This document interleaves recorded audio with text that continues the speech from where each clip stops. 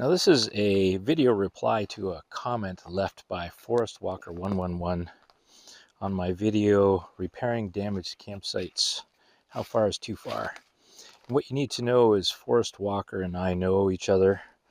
We have spent some time in the wilderness, we've gone on hikes together, and he is familiar with the area that he's talking about. And you're absolutely right.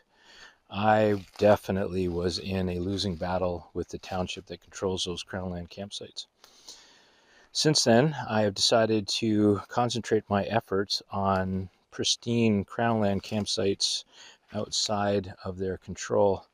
There's far less traffic on these sites, and I think I can keep ahead of the damage that is being done by the ding-dongs that I share this with, because there's not nearly as many.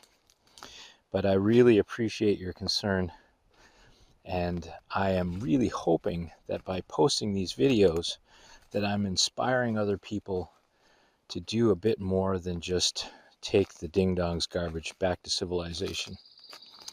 Anyway, thanks for your comment.